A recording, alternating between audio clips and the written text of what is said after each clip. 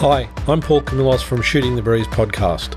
Join the STB crew for conversations and stories around women's hoops and women in hoops, inspiring players, amazing coaches, and the legends behind the scenes. It's our 7th season. Drop us a like and review, and make sure to subscribe for early access and other bonus content.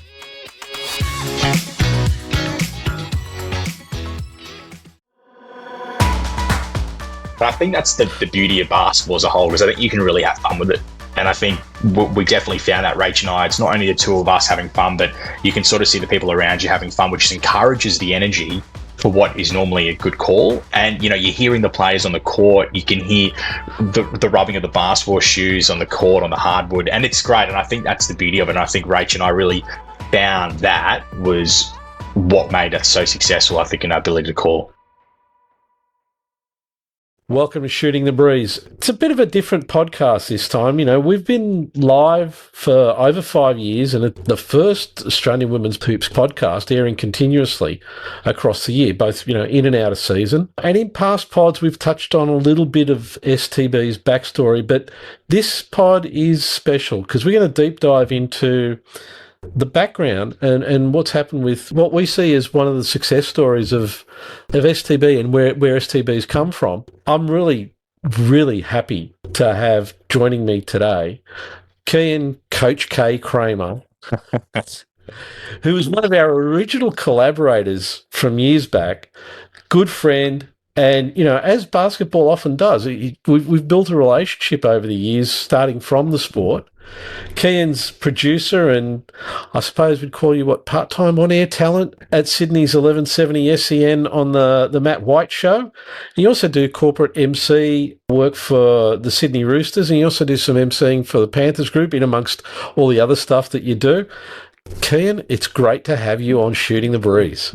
Paul, I've got to say that is one of the best intros I've heard, so thank you for having me. And it is great, you know, and it's funny, I always say this to a lot of people in the industry, you know, you might work with someone once or twice, you may not see them again for many, many years, but chances are you'll cross paths again. But we've always remained in contact and in touch, and it's great to be on the podcast. Mate, I got to say, you know, I think about when we first met, which was going back to when we were first starting to do the live streams for the, at the time, Sydney Uni Flames, and providing feeds to Fox Sports Australia and then later KO. You know, when I think about how we started then and, you know, where things have ended up, it's a bit of a journey. Well, it is. It's a massive journey. And I think it's the ever-changing landscape of media as a whole. You know, we're seeing traditional media still floating around, and we're seeing a lot of people start their own thing in the digital media space coming through. And I think it's what's the beauty of the industry. You know, it's very common for people to finish university in the corporate world or whatever it might be and go, well, I've got my grad job, and then I'll gradually work my way up and see where I can go with a lot of hard work. In media, it's completely different, isn't it? But it's amazing to see that you're crossing paths with all sorts of different people, and it doesn't matter the age group. I mean, I'm 31 now, but you're seeing people in their early 20s wanting to start something or get involved with something that's a startup in media. And I think that's the beauty of the landscape that we're working in. Oh, absolutely. And look, we will talk a little bit about those early days of live stream, because there's some great stories from those days before we get into other areas. But let's talk about your background just a little bit for everyone who doesn't know Coach K. Mm-hmm. So I actually stumbled across something on LinkedIn just the other day where you put something up about like your early days when you first started to realize that this was the space you were interested in. So do you want to tell us a bit about that? Yeah, well, I think sport's always been the biggest passion of mine ever since I was a kid. Academically, I did struggle a bit at school, I must admit. But the one thing that sort of kept me afloat was my love of sport and really keeping tabs on what's happening in rugby league, AFL, basketball, you name it. And I suppose playing basketball all my life at a domestic level, it wasn't quite good enough, Paul, at the representative level, wasn't quite there. But I did play against some amazing players, including Will Hickey, who's playing now for the Illawarra Hawks, who's now in the Boomers setup. So that was pretty cool. So I played against a lot of guys who made it, and I wasn't quite as fortunate. But I think always loving sport, always being involved with it, playing, volunteering my time, whether that be a part of a committee for a touch football competition, whatever it is. And I thought maybe it's time that I get an idea of what it would be like to work in the industry. So sort of finishing school, it was an opportunity whether or not I wanted to drop out in year 10. I decided, you know what, let's play this out here. It could have been very easy for me to do that. My parents really encouraged me to stick it out in year 11 and 12, finish with my friends, which is what I did. And I have a lot of memories from those final 2 years. But the idea of getting to the media when I guess English wasn't one of my favourite subjects at school, wasn't very familiar with writing, grammar wasn't probably the highlight of what I was able to do. So I thought, how on earth can I really give this industry a crack when I couldn't do any of that? When back then, it was really, if you could write, chances I might be able to write for a paper. You know, if you could present, maybe you can be a regional reporter, which is what I ended up doing eventually anyway. So there were only a few avenues you could go down. Now there's many, but back then there was only a few. So I go, okay, well, let's try to tick a few boxes. So I started doing some community radio work. So I would drive, and many people that know Sydney would know where the eastern suburbs is, but I would drive all the way to Windsor, which was a really long drive. It's about an hour and a half from my house to do community radio, right? So that was one of my commitments that I would do as a passionate rugby league fan. I would go there, learn the craft of what it takes to set up a live broadcast from a radio perspective. And then from there, there's some moving parts. You know, I started to coach basketball at the same time to earn a bit of money. So I coached a lot of junior basketball for my domestic club, which was great. And then from there, I did a few short courses. I did do a coaching course, which unfortunately I decided that wasn't for me. I didn't want to go down the coaching path, but it was a good challenge for me to actually study something. And then from there, it went down to working for digital content platforms and, again, doing some commentary work, which was great. And that's obviously how we crossed paths as well. So it was just trying to work around a few different areas, getting contacts that can help me out. I went to Fox Sports for a bit, hoping I could make my way up there. And at that time, it just didn't play out the way I would have liked. So it was trying to find my feet a little bit. So being in the industry now for 13 years, I certainly feel like I found that. And then I did go into study a bit later on when I was about 25, because I felt like at that time of my career, I just needed that break just to really settle in and work out what my next stage of life will be in my 30s. And I went to UTS and I did it was basically master's papers in communication and sports media under Tracy Holmes, Paul, who you know very well. Yes. Tracy's fantastic. She was my lecturer back then. And then from there, basically, I worked my way up, got a job in Queensland as a regional TV reporter for the WIN network. And then basically COVID hit and I had to come back. And then from there, I got a job at SEN. So it's a whole cycle of basically trying different things, finding what your strengths and weaknesses are. And that's where I am now. You know, it's great to hear that, because I know your story, but hearing you say it again, it's really interesting, because it explains the avenues that are open to everybody, but also as you start the journey, you may think that you're going to end up in one place and you end up in somewhere totally different, but it's still in the same space, and it gives you all those opportunities you're looking for. It kind of says that you've just got to be open to the opportunities that show up as and when they show up. Well, I always tick boxes. So basically, if someone said to me, hey, Keyan, I've got an opportunity for you tomorrow, do you want to take it? I never, ever said no. Yeah. Because if you say no for the first time that you've met someone, chances are they probably won't ask you again, right? Yeah. So I always said yes, and no matter where it was, whatever job it could be, whether that was sport or it may not have been sport, it could have been any other job that I got asked to do. Because in particular in sport, if you can showcase your ability straight away and people are impressed with what you can do, then chances are you'll get asked back again and you keep going. I'm a firm believer that first impressions do count. There's been a lot of jobs that I've done where I've been asked back to do it again, because if you do a good job on it, then people can see that and you can keep going. And people like to use people they can rely upon who know they can do the job too. So I think you're 100% right. It's amazing what can happen in this space. Sure.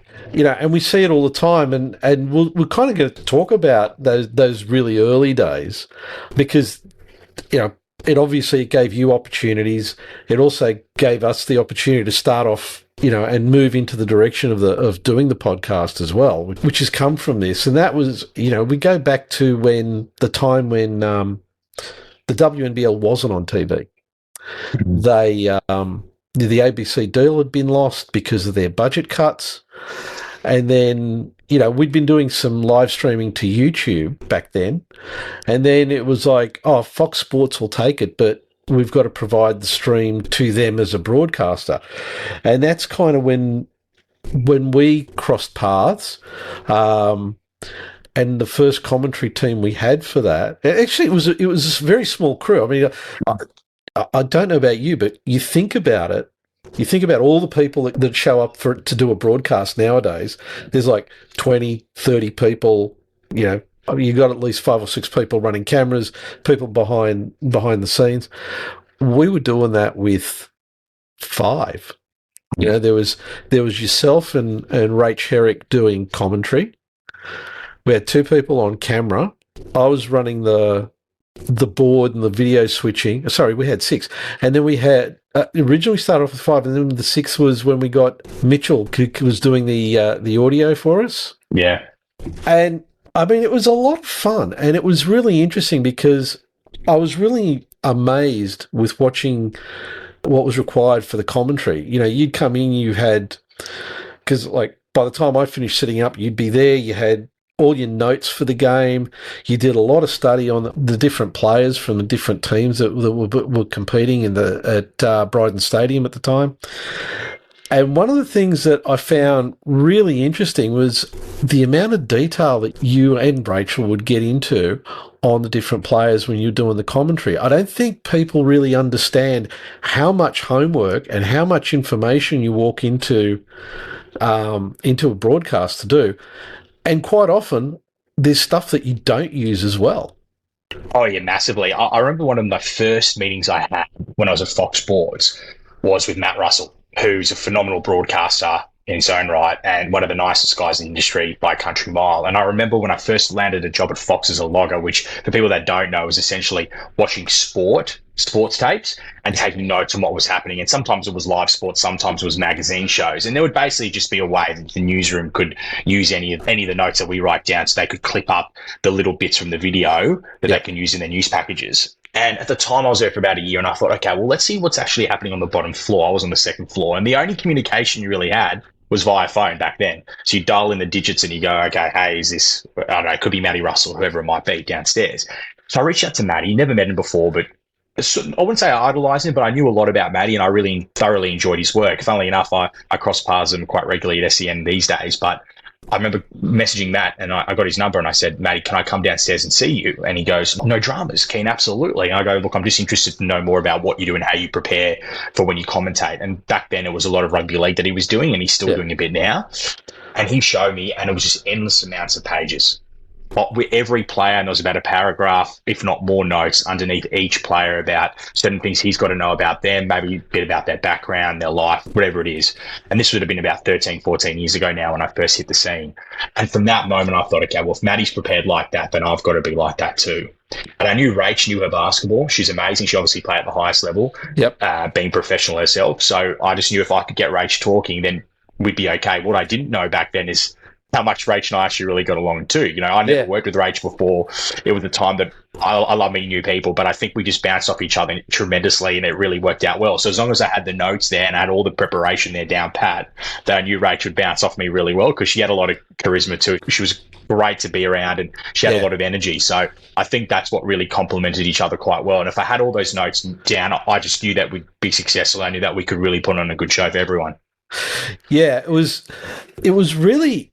like, we were doing a lot of things. We were literally writing our own book because nobody in the WNBL at that point, up until the stage where they said, hey, we got to go do this, had ever live streamed games and provided the feed to a broadcaster so that they would then push it out. It was, well, I mean, we were making a lot of things up as we went, I think, you know, and, but I mean, it turned out really well. And like you said, the chemistry between you and Rach was really good. And one of the things that I found really, really interesting was the way, and it took a few games, but then it got to the point where you guys knew where each one would jump in and out as you were doing the call without too much signaling at all. And, you know, I mean, the 3 of us were sitting on that desk and we were doing stuff, and it was like really amazing to watch from my perspective. And I kind of wonder how you found that whole thing of sitting down, watching a game happening live, you know, Sydney Flames playing whoever it was, and then also having to, you know, working with Rach and having to bounce off each other and keep the commentary going in a way to keep the listeners engaged. Well, I think the most interesting part about basketball, and we see it now with some of the coverage on ESPN with the NBL in particular, is that you're sitting courtside more often than not, whereas in rugby league, more often than not, you're sitting upstairs in a box where you can really focus and concentrate because there's really no distractions in a box. Just the commentary team and that's it. Right, so you can have a bit of fun off air if you really want to, but in reality, that's what's happening. So I think being down on the court side for the Flames game, and back then, Paul, I mean, it's different now, they're not playing there anymore, but at Brighton Stadium, that it's pretty intimate, right? Everyone's kind of around each other. There's people standing behind the bench having a few beers if they really want to, or a few drinks. Yep. You might even get some hecklers if you wanted to, right? But you've really got to focus and concentrate. But I think that's the beauty of basketball as a whole, because I think you can really have fun with it. And I think we definitely found that, Rach and I, it's not only the two of us having fun, but you can sort of see the people around you having fun, which encourages the energy for what is normally a good call. And, you're hearing the players on the court. You can hear the rubbing of the basketball shoes on the court, on the hardwood. And it's great. And I think that's the beauty of it. And I think Rach and I really found that was what made us so successful, I think, in our ability to call basketball. Yeah, it is. It's really unique because, like you said, you're literally right there. And those days in Brighton Stadium, where we were sitting was pretty much next to the bench. So you could hear the coach saying whatever it was that they were saying to the players. You could hear them carrying on. It was a really unique experience. But I think one of the things that, for me, out of that whole process ended up being really interesting was the way you would have to modify your commentary based on how the game was going. Like, if it's very one-sided, you have to try and keep the viewers engaged. If it's a close game, quite often you'd have to try and, manage your own excitement in what was happening. And then, at the other end of the scale, you've got where the home team, the Flames in this case, weren't having a great game, and you still had to try and keep the fans engaged and, not switching off. How did you two manage that? It's a great question. I think one thing I pride myself on the most is never to take my job too seriously in general, because I feel like if you do, you can kind of get lost in trying to really focus and making the most of the situation. So for me, I think you have to try and find the best in certain ways. And I think that's the hard part. So look around, not just on the basketball court, but look around what might also be happening. If there might be somebody in the crowd that you notice, could be a celebrity of some sort, it could be a bit of fun. It could be someone on the court that said something to a player and you can talk a bit more about that. You can hear things from the bench. It's all about different sounds and what you might see. And I think in so many instances, I think, Paul, we were really lucky because the Flames back then were quite dominant. Yeah. And we saw how good they were. And it was a stacked team. And luckily, more often than not, they won a lot of games. And it made it exciting for us having to turn up to every home game and watch them play. So I think there's a lot of things to it. And it's a skill set for sure. And I think it's like anything you do in life, the more you do it, the better that you get. And I think that's what I think Rach and I saw. And again, it's that chemistry that we had that I think enabled that, because it's very easy for me as a commentator to talk about things that, probably don't really make much sense at the time. Might not be basketball related, but it's a bit of fun. But if Rach can see that, she goes, "Oh, what's Keyan talking about? This doesn't sound right. That's got nothing to do with basketball." Then all of a sudden it becomes really awkward. So I think that chemistry is really important too. And I think more often than not, you'll find that when you hear commentary teams together, if we talk about Leonard Cope and Andrew Gaze and Jack Heffron, for example, the three of them work so well. And it's no coincidence that they're the three guys that work on games together, because I think it's so crucial that when the commentators are having fun, then the audience is having fun too.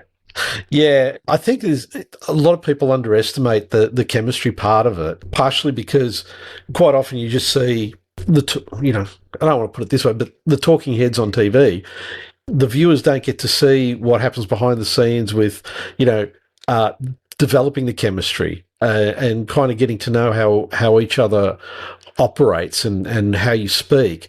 For me, one of the really standout examples of this was there was a game between Townsville and the Flames, and I'm sure you remember this. It was like the Flames were ahead by like 1,000,000 to 0. It was a huge split, and I think we were all kind of watching this game going, is something going to happen? Because it was such one-way traffic in terms of the scoring.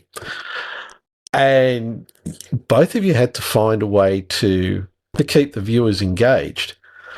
And that was when you decided to ask Rach about the hairstyles.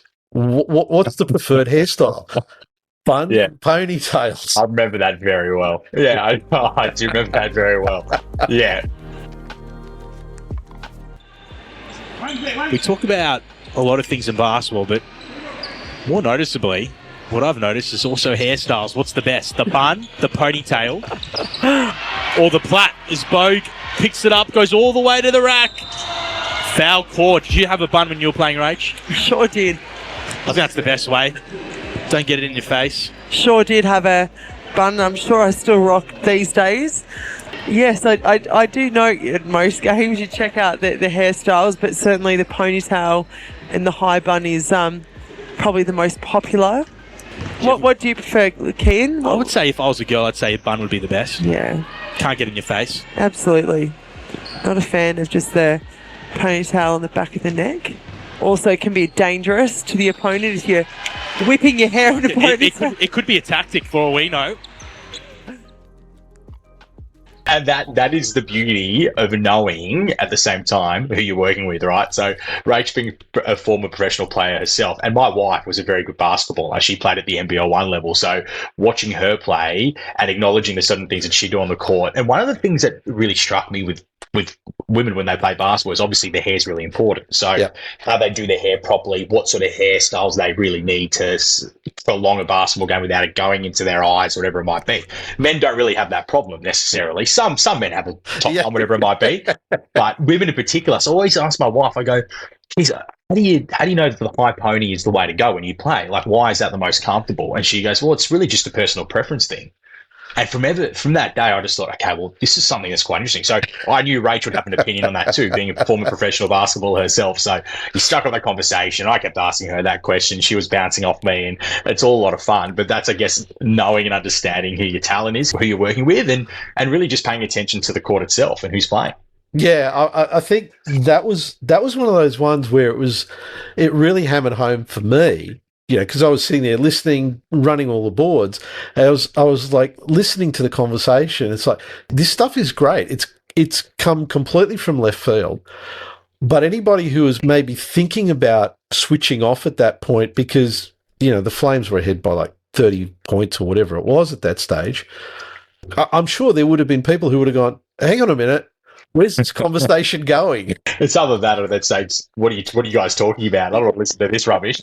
But you know what? You can't all be the same. And that's, I guess, the beauty of it. You know, you're not always going to be liked in what you do. Some people will love you. Some people will dislike you in anything, right? So as long as you're your true self and you don't stray away from that, then I guess you're doing your best bit anyway.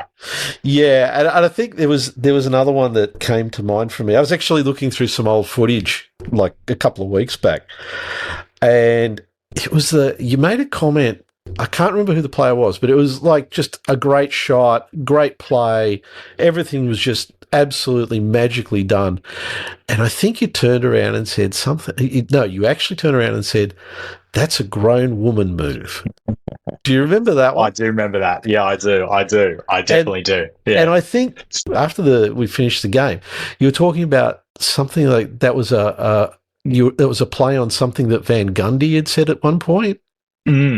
Oh, great memory. Yeah. I think the grown woman move it's important, I think, in this day and age too. You know, we're talking about how we're transforming the way that we commentate sport in general. Because, you know, the term always was, it's a grown man move when you watch basketball, but we're watching women's sport. So you're not going to say that. Sure. And if anything, you've got to recognize that when women are great at basketball and they're good at sport, you got to, you know, say the correct language for how you commentate and what you decide that you want to do. And I think that moment of time, I said that line and I thought, yeah, geez, this was really important. This is an important moment, I think, for women's commentary in general, is that you can say stuff, you can take things from watching men's sport for how they commentate and translate that into women's sport as well.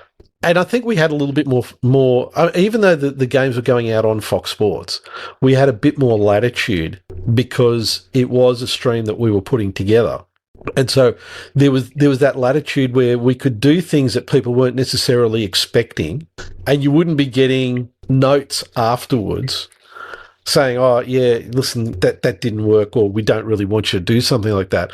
We were pretty much left to do what it was that we wanted to do. Yeah, and that was sort of my highlight of doing it, is that we had flexibility and creativity to do what we wanted. And Paul, we did a pre-game with Alex Bunton. I remember that. We did that in front of camera, just in front of the court that was behind us. And that was the first time that I ever did something like that. And that was an idea that you had, which I think was great. And we got some great interaction from it as well. So, thinking of things outside the square, working out where to put the cameras for the game. We didn't have anyone telling us what we could or couldn't do. Yep. And as a product, it proved to be very successful because a lot of people were really interested in watching the game days at the Sydney Flames. Yeah, we used to get really good numbers on YouTube on that as well, because not every game was carried by Fox. I think it was like Fox would take certain games and the rest would go to YouTube. And also we had that Fox used to actually do like a pre-qualification on the clubs, so that if your stream wasn't of a certain standard, they just wouldn't take it. So you wouldn't see every game played. But yeah, we did have those opportunities. And I think one of the other things that was interesting is, up until that time, I know that as you said, you've played basketball, you've been around basketball pretty much all your life. But at the time you came in, I think, and correct me if I'm wrong, you hadn't really done a lot with women's basketball at that stage. I hadn't at all, to be honest. That was one of the first times that I ever got involved with the sport at that sort of level. I mean, I used to do camps there when I was a kid, when I was 16. Yeah. At one of the courts there at Sydney Uni. It was one of the best children's basketball clinics that you could go to. So I actually went with my friends. Michelle Musselwhite was there. She was doing a bit of coaching, and there was a few other players as well. Nat Porter, I believe, was there as well. So there was a lot of former players that were really doing their best to interact with kids. And it was great because you had a lot of girls that looked up to these players, but I always watched on the ABC back in the day. So when Lauren Jackson was playing, Jess Bibby was playing, there was a number of females I used to watch and used to think, geez, these guys are stars. Yeah. I used to, that really set the tone for me to, enjoy my basketball, but I also enjoyed all women's sports. When I finished school in year 12, I did a sports trip to Melbourne just to watch all the sports as possibly could and watch the Dandenong Rangers play. So I always enjoyed watching the WNBL, but I just never was involved with it. And to think that one of my first jobs was with yourself and being able to commentate for a live stream on Fox Sports, and it was one of the highlights of my career, because all the stuff that I used to do to really get into basketball. And back then on free-to-air, Paul, you only had three choices on a Saturday. You had the WNBL on, you had the Shoot Shield on, and you also had the AFL on. So you had three sports to choose from, and inevitably it would always be the WNBL for me because I love my basketball. Yep. And then during a quarter time break, I quickly flick it to AFL to see the score, and then inevitably I'd go back to the WNBL. So that's what really set the tone. And I guess that was the beauty of the sport back then and the league, is that you had all the eyeballs essentially, because Foxtel was expensive. Yep. So free-to-air was really just one of the only outlets for a lot of people. So it was great to be able to get involved with the WNBL early when I was a kid, and still seeing how far I could get with it, for sure. Yeah. And I think one of the other things that really got me was the fact that as we were kind of writing our own book, we had the opportunity to bring a lot of the players in. So, for example, like you said, we had Bunce do that interview. But we also did one with her live. I think, we actually pumped it out live, if I remember right, where she was from a practice. Do you remember that one? It was like... Yeah. And it gave us the flexibility to do things that there's just no way that you could do it now. But I think one of the things that really interested me about what you were talking about as well is we literally went from a stage where there was three sports and you'd only get one WNBL game a week to now where we've got so much sports to consume and every WNBL game is out there. From your perspective, having worked in the field, how do you see that whole, evolution? It's quite remarkable, and it makes it more competitive than ever right now. And that's one of the hardest things for all sports in general, is how do you market your product? What are you trying to get out of it, and how are you going to do it? Because it's not as easy as it was back then. It's difficult right now, and it's really hard to get breakthrough in what you're trying to do. We're seeing the NRLW doing good things. We're seeing the AFLW doing good things.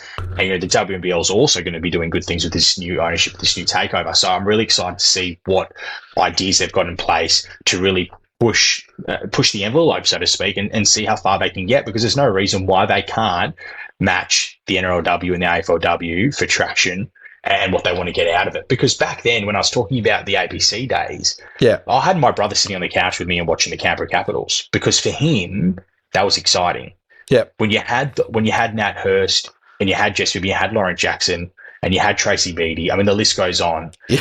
Coached by one of the best coaches to ever coach women's basketball. So he looked forward to watching Jess Bibby with her left hand shoot the basketball. He was a left-hander himself. So he would always look forward to seeing that. And I think understanding the players back then and knowing who they are for just a casual lover of the sport, that was massive, because then you'd watch them play in the Olympics. You would know who they are coming into the Olympics and the Commonwealth Games for that matter back then. So I think you didn't need as much marketing back then to market the athletes. I feel like now you really, truly do.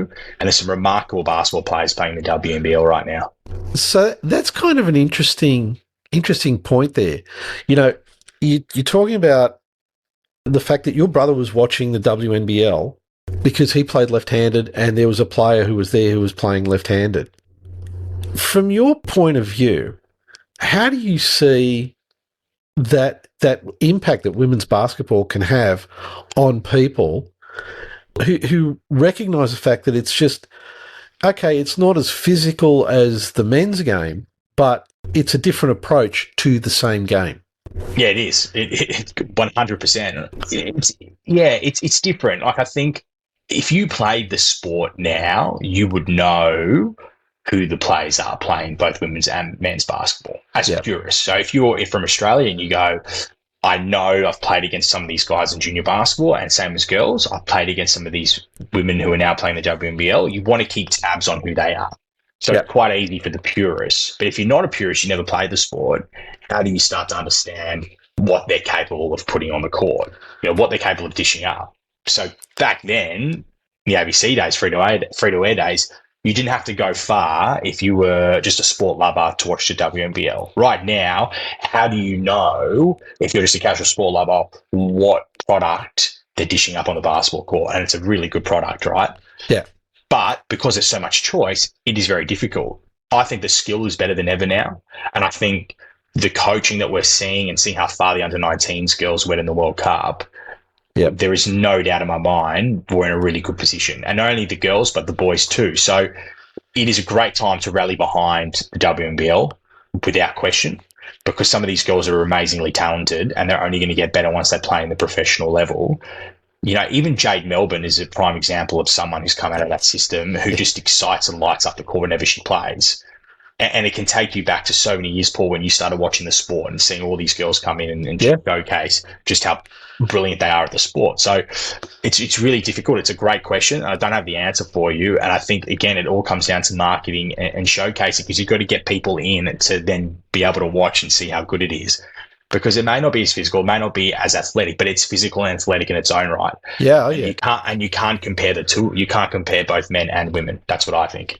Oh, absolutely. And I mean, I think we used to see that, every game up close, because where we were sitting, like it was us 6 feet and there was the court, and you'd see them banging bodies under the basket, and that was tough. They go really hard, and I don't think people, unless you're that close, you don't really have an appreciation for exactly how physical it can get. Yeah, by absolutely all means. And what I love about not only just WNBL, but seeing the NBL 1 level and seeing players like my wife being able to play against Lauren Jackson, people that you aspire to look up to, and the opportunity to play against them is great. And that's the pathway that we've set for women's basketball as a whole. And I think it is brilliant. And I think it's the tide's going to turn. And I think more people will start to appreciate what we're dishing up in every single NBL 1 conference. And it's getting stronger. It's getting harder to get spots in the WNBL. Yes. It's not as easy as it once was to get a position. And I think it's only going to be harder, but it just makes the competition even stronger. Yeah, that's a really interesting point, because, you've mentioned that as a facet to be considered, because it is getting harder. It is getting more physical. There are more people trying for those limited slots. And I don't think we've had, a better quality of play in the WNBL that I can remember. And, we've been around the WNBL since I think the 2012-13 season. And it's just constantly improving. My biggest question to you about that there is, from the point of view of somebody who's worked in that media space, you're a broadcaster who has to talk about the WNBL. You've got all these challenges and you've got all these opportunities. How do you try and distill that into a story that can connect with the widest possible audience? It is true. And I think the biggest thing is finding which player has the good story to tell. And that's not always easy to find. And I think prime example of someone that comes to mind straight off the bat, no doubt she's a big listener of the podcast, Paul, is Kayla George. Because Kayla is not only very personable, she's just got this ability to connect with people on every level. And it's fairly obvious because everyone that plays with her absolutely adores her. Yeah. And Kayla and I have been in contact every so often, and I've got Kayla on the airwaves a few times to have a chat. And every single time she's brutally honest about every single thing that you send her way. Yeah. And sometimes you go, oh my God, I can't believe she said that. But the reality is she's not scared to say what she wants. And I think that's great because it puts the league on a pedestal. It puts her on this pedestal of going, well, this is exactly who we want to market for our league. And we're seeing that already. The WNBL absolutely loves what she brings to the table. So I think players like her is exactly what you want. And it's hard to train the young people coming into the league who have the good stories to tell, who have the ability to do things like that and showcase and say, hey, you can just speak whatever comes to your mind. You can say this because it only helps us, positive or negatively, because there'll be something in whatever it happens in conversation that you can leverage off and have a conversation to chat about it, rather than just saying, how was the game today? Did you win? Did you lose? All the generic questions that should be asked. Well, then you can start getting something a bit more in depth because you know that the player's happy to talk like that. So the characters really bring the best out of the league and, of course, the team they play for as well. Yeah, that's a really good point. Bringing up Kayla is a great point. She is one of those really standout characters. She's one of those names that comes front of mind very quickly when you're talking about the WNBL. And you could see the way that she's actually inspires the team, particularly with what happened at the Women's Asia Cup. That goal, you could see the way that team gelled and she led the team. There's a real chemistry there. But there were times when you could see that she would hit the floor and she was like really telling the team, this is what we got to do. And I'm guessing it was just as well it wasn't live audio to air because it would have been probably a bit more colourful than TV would have liked. Yeah, no doubt. And she's very good like that. And I think whenever she talks, the players tend to listen to her too. So, it's no surprise when you're playing alongside Lauren Jackson in the starting five that if you compliment Lauren very well, then you've got a long career ahead of you playing for the Opals, and we've seen that, Now, I want to touch on something you mentioned a little while ago. You mentioned that you had Kayla on the show a few times. Now, that would also have been the Jimmy Smith show, yeah? It was actually the Matt White show. So we had Kayla on a couple of times with Matt White. Yeah. So Jimmy does do a show called The Crossover. So it depends. Sometimes there'll be a rotation of a King and a Flames player. But we started that together. It would have been about 2 or 3 years ago now when we started our partnership with Hoops Capital.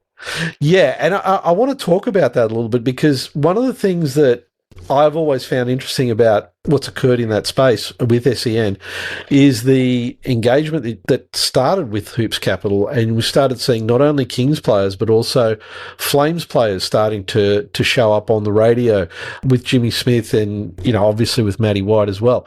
So for me, I see that as a real big step because, SEN traditionally is known for football and racing.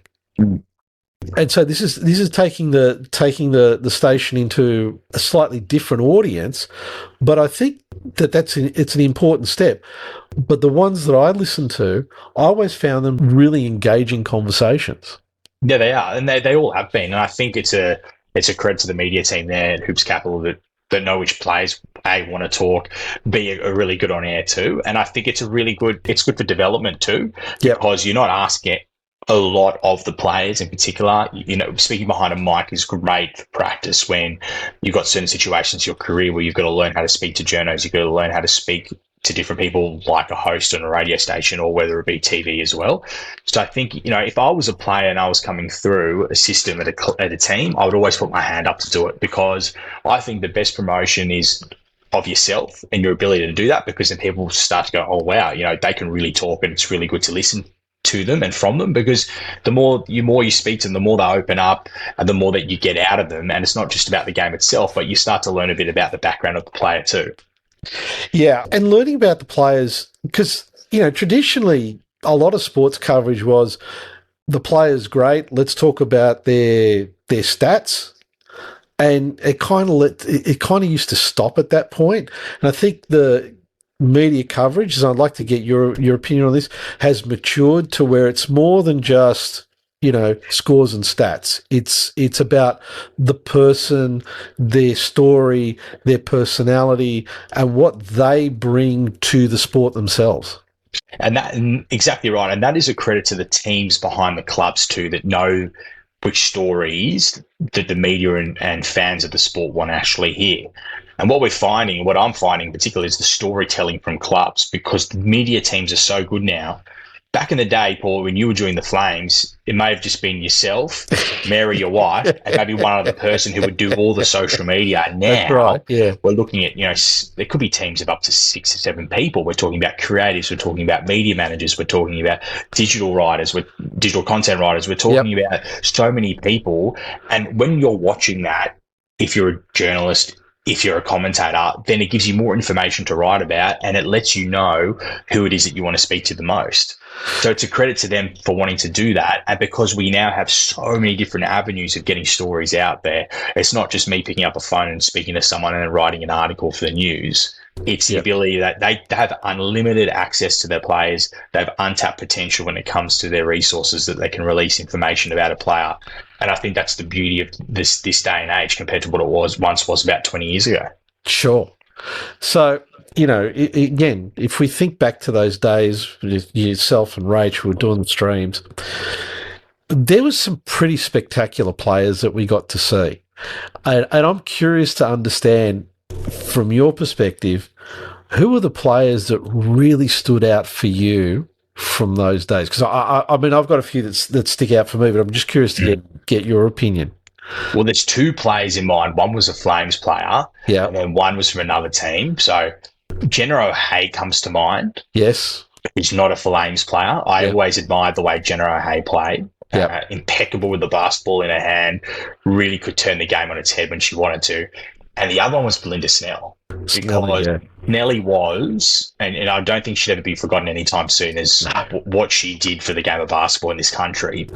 I'd like to call her a silent assassin, because she wasn't very vocal in terms of her ability to get a message across. But when she was on the court, I just thought, wow, the players are really following her, and it's so different. We talk about some captains who really lead the charge, very vocal on the field. Someone that you admire in that sense, you want to hang out with them on the weekend. And Sally could have been that type. But from my perspective as a commentator, very quiet, really efficient on the court, and a really good leader. And for so many years, we saw the success she had for the national team as well. And she really was a great ambassador for the WNBL. Yeah, she was one of those real standout players. And the thing that I always found interesting was, obviously being around the team for quite regularly and doing the streams and the social media and everything else that we were doing at the time. One of the things for me was, when you got to know her, she was a very different person to what people perceived her to be on the court. Very much so. For so long. I mean, she played many, many years in the league. She went overseas. Her ability to shoot the ball at a high clip was the most impressive thing to me. Such a fierce competitor when she was on the court too. She never backed down from any situation. no matter what. And everyone seemed to really enjoy playing with her. And we also broke her announcement of her retirement too, didn't we, Paul? Yes. We did a little bit of a stream for that. And that was cool for me because as a kid, watching her playing and growing up and even commentating her games, to then having that space where she felt comfortable enough that she could announce her retirement with us, was a memory that I think I'd always remember for sure. Yeah, that's what I got to say. That's one of the highlights of all the things that we did and we streamed, and that has to be one of the highlights because, again, having got to know her and you understand who she is as a person, it was like we're getting an opportunity to break this to everybody. You know, it was just one of those wow moments. It truly was. Yeah, we were very lucky, and it was special. And to see what it meant to her too, for having such a long career, and she could have broke her retirement on any platform she would have liked. And back then, it's different to what it is now. Like, no doubt, if she was playing right now for the Flames and Hoops Capital were behind it, they would have done, a whole breakdown of it in milestones and achievements. But back then, it was so raw, and there wasn't any creative moments to it. It was just basically her announcing it. We were chatting with her about why she decided to announce her retirement. Yeah, and again, it's something that she'll hold deeply to her, seeing that vision. She's got access to it, and for us it was great and something we'll always remember for sure. Definitely. Like you've mentioned that, now I think about all the other odds and all the other things that we've done, that we managed to do for the Flames and for the WNBL and women's basketball at that time. It kind of really does surprise me that we managed to cram so much of that in, right? Because, ultimately we were working together on this stuff for a few years, and then you went to Queensland to go to regional TV, and that's when we got Jacinta, who was co-hosting Shooting the Breeze with me for so long, to come in and do the commentary, which is, where we got to know her originally because she was a friend with Rach. And that kind of gave us the mindset where we want to try and, we use those platforms then and Shooting the Breeze to develop new talent, to give people opportunities to host and co-host. And I think that was one of the things that we were really kind of keen on doing. I remember, when you were going to Queensland, it was a big shift for you. And I remember we used to talk about it a lot. How did you find that shift from doing what we were doing around the Flames and for the WNBL to going to, regional TV in Queensland and, front of camera? It was a completely different beast for me. And I think after university, I decided it's my time to figure out if I really want to do that sort of work, or if it's something that maybe I do want to do, but maybe not in that setting, being in news. And I think being there, I realised that the landscape is changing massively. And I think that aspect of traditional reporting just probably isn't the way of the future. The more I was there, I was probably in my head a little bit about being there. Was I enjoying my time and the job? There was a lot of different aspects of it. And I think leaving my now wife, who we were together for about 7 or 8 years, and family, and moving to Toowoomba, which, mind you, I didn't even really know anything about. I had no idea where Toowoomba was. I didn't even know. I knew nothing about it. And it turns out the city was amazing. I absolutely loved my time there. The job really wasn't for me. And there were some aspects of the job that, in any job that we do, and not just in sport, but if you're working for a bank or whatever it might be, you figure out what's types of roles you like to do for that particular job. So different sectors and different companies. And I think for me, there was one particular segment that I used to do called Workout with a Pro. And that was to camera, and that was having a lot of fun, right? In certain sports I'd never done before. I was in the cricket nets and people were bowling at me and I was trying to hit a pool shot or whatever it might be. I did cheerleading classes, but that suited my personality. In that moment, I thought, this is more me. So the TV reporting wasn't, but having fun on camera and engaging with an audience is exactly what I think I can bring. And from that moment, I thought, okay, I can come back to Sydney after a year and realise that's the direction I want to head in. Yeah. Yeah, it's sometimes you just got to try it to see whether it fits or not. Totally. There's many things that you'll try that you may may not really like or may not enjoy. And I think that's completely normal of the workforce in general. There's many things that I've tried in media that I realised wasn't for me, and that's a weakness. But you realise your strengths after 13, 14 years in the field of what works. Yeah. And in that moment, I thought, okay, well, I can use that, bring that back home and really pursue that. And I've done a lot of community radio, as I said, so now getting a job in radio in a full-time capacity, being on air and speaking the way I speak and bring that energy and charisma to then emceeing different roles, different jobs, jumping on stages and really engaging with the crowd is brilliant. So let me ask you something. As you said, a lot of changes going on in the broadcast space. Okay, because recently we did a guest lecture spot at Western Sydney University for their sports management program. We were talking about the concepts of storytelling to their students and about how storytelling is involved in communicating everything around sport now, and not just sport, but everything. I'm wondering, how did you pick up on all those storytelling skills that you've had to develop over time? It's a craft, that's for sure. It's certainly a craft. It's making someone feel really comfortable in your surroundings too. So in your company, if I hadn't met someone for the first time and I want to get to know them, you ask the basic questions, you really start to figure out what makes them tick and understand who they are, because it's not easy to warm up to someone. Sure. While, yes, I'm a professional in the space and that's immediately my mindset, and it can be normal and it can be natural for others. And for some people, it might be really difficult and it's a challenge. And some athletes will go, oh, Keyan's really trying to find out a little bit more about me. I wonder why he's trying to do that. Because you naturally can see that in their facial expressions.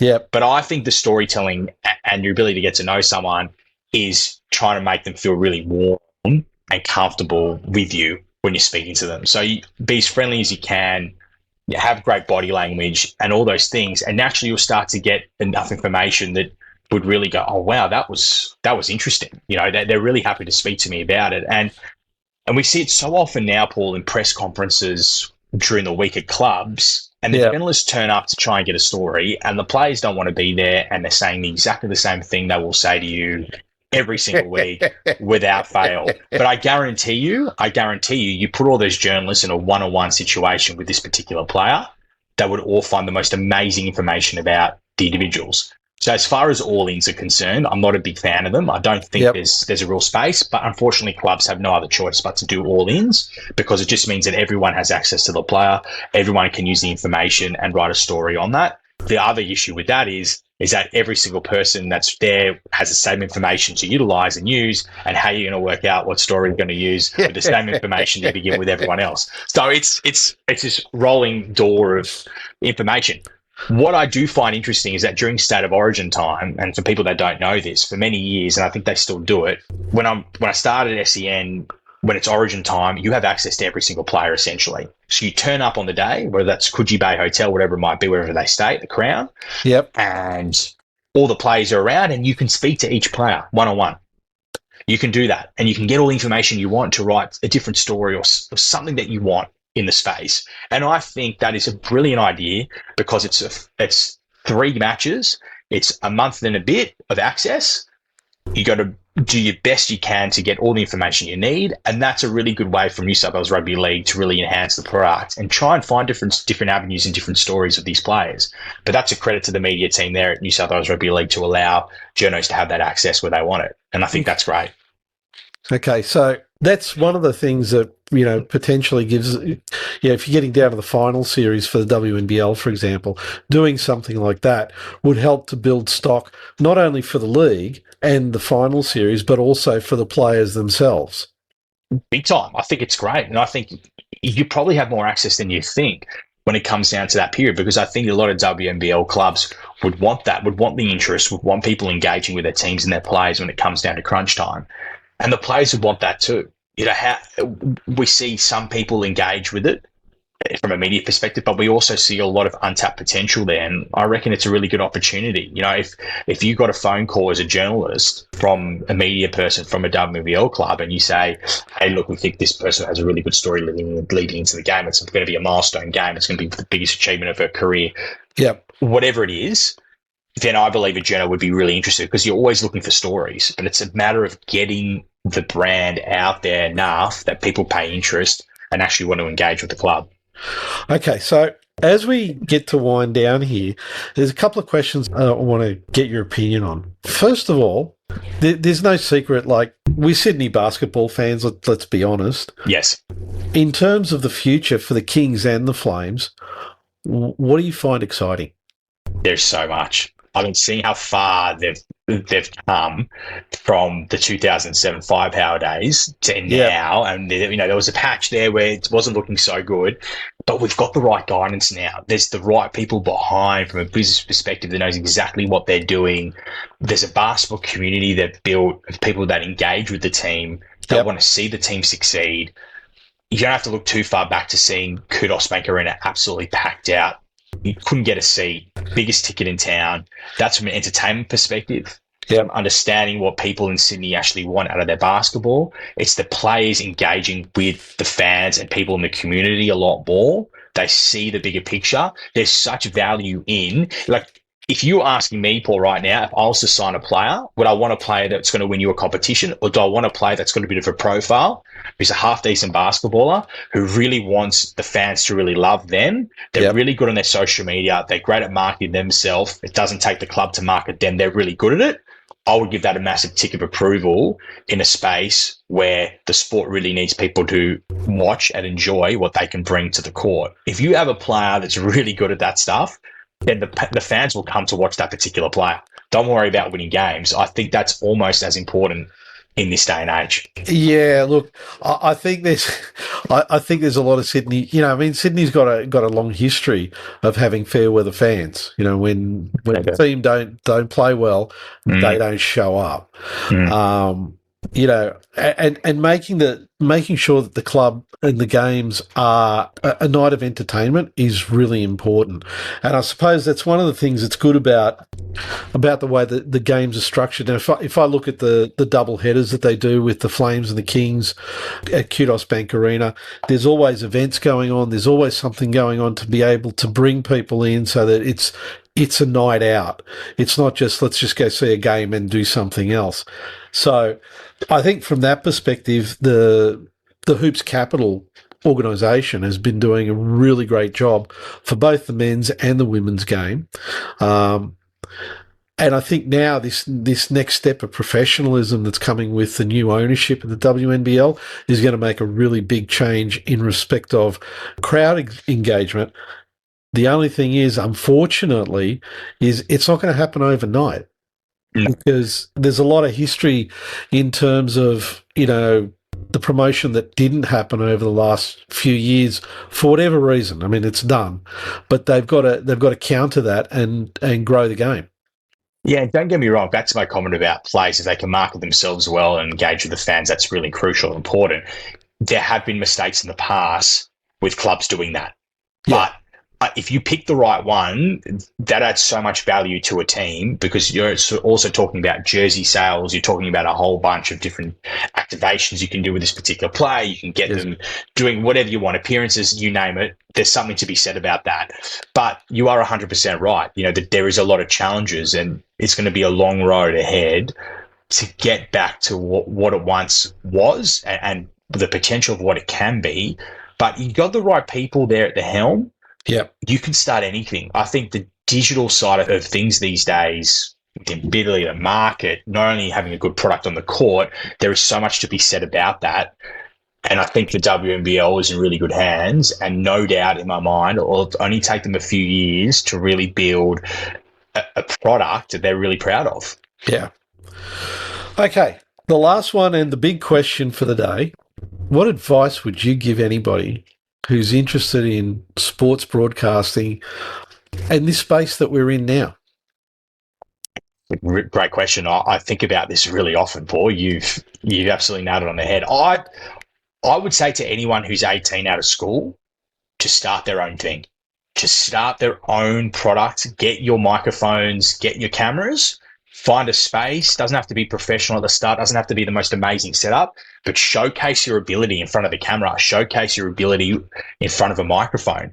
speak, make your podcast. I used to think when podcasts first came out, there was too many of them. I thought there's no way this will succeed. There's no way this will last. There's too many in the market talking about basketball, talking about rugby league. But the reality is you're not everyone's cup of tea. So someone might like you, someone might not like the next person, but the list will go on. There can never be enough. So I think if you're 18 and you're interested and you believe that you've got something about you that's a point of difference, or you've got a really good idea with your friends, there's so many smart people that have come out of university that have the right idea about what vision it is that they see, because they didn't grow up watching traditional media like we did. They're seeing the new age, and they're seeing different trends. They're seeing, TikTok Live has become a thing. Watch parties have become a thing. I think personality is so crucial to what businesses and companies are looking for, and we're going to start seeing a lot more changes in the way that sport's being broadcasted, and the idea of just regular commentary I don't think will be around forever. There's going to be different ways that we're going to find out how it can be spiced up, what we can do differently, because we have access now to so many different bits of equipment, so many different bits of programming. I think it's really crucial. So I would say don't follow the traditional path. Think of doing something differently. Use your strengths and work out what they are by trialing, and then go from there. Because I reckon sky is the limit right now for people that want to start doing commentary work, because we're not looking at people who were amazing and succeeded for so long, and you have to give them tick, tick, tick because they've been so successful. I think if you're talking about the new age right now, we're talking about people who really can showcase their talent in a way that hasn't been seen before. So whatever that looks like, give it a crack. You got nothing to lose. So that's what I would say to people. Don't go down the traditional medium. Cool. That's good advice. It's really good advice, particularly coming from somebody who's been in that space for a while. Mate, I got to say, it's been good talking about this stuff and talking about, stuff that we've done in the past and where things are at and how they're going forward. I really appreciate your time. Really appreciate you coming on the show. It really makes me realise how much and how far things have changed, not only across the board, but also for us as well over the last, 7 or 8 years. Big time, Paul. I got to say, you're a visionary. You see a lot of things that I think a lot of people don't see, and I think that's what's amazing about the work that you do. And I tend to agree. I think, we've come so far in the space of, God, it would be close to 10 years now that we've known each other, I would say. So to see what we see and to see the vision ahead for, I think, the WNBL as a whole, and sport in general is really exciting. It's a good place to be. And I'm glad that we're a part of it, Paul. So thanks very much for having me. No worries. Thanks, mate. Make sure to subscribe wherever you get your podcasts so you get our latest pod, and we really appreciate if we could get a like and a review so we can extend the reach to more listeners. And don't forget, follow us on Instagram, Twitter and LinkedIn.